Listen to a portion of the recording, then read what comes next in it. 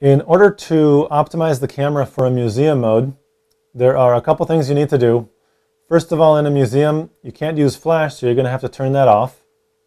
Go ahead and press the flash button right here on the right to access the little flash function, and move it over to highlight the flash off option. Give it a second, it'll go away, or hit set, will go away faster.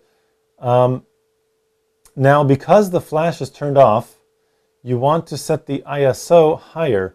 The museum is typically, a museum is very low light. So you don't have a whole lot of light. You can't use a flash, so it's very difficult to take a picture and not have it come out blurry. So go ahead and press the up navigation, or the ISO button right here at the top, and move it up to choose 800. 400 might be okay. You may want to choose 800 depending on how low light the situation is. I would stay away from 1600 because that generally generates a lot of image noise, and you're really going to notice that that come through in the picture. You're going to get a much worse quality picture. So 800 is fine. If it's really dark, go with 1600, but typically 800 really should be just fine.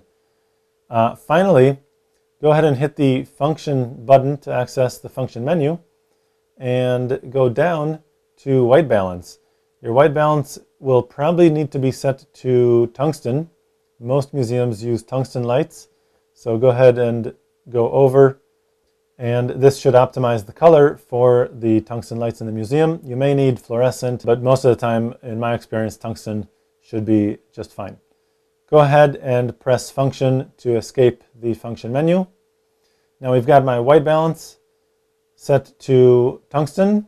My ISO is set up at 800. I'm not using the flash, and so I can go ahead and take my picture. Now this is very important.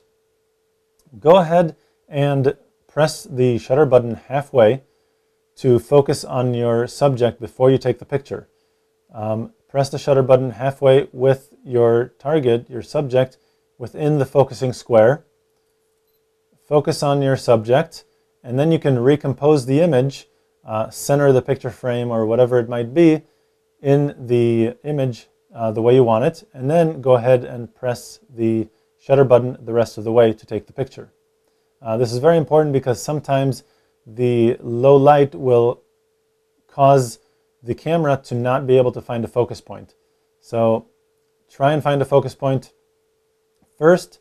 Once you've found that focus point, go ahead and press the shutter button the rest of the way to take the picture.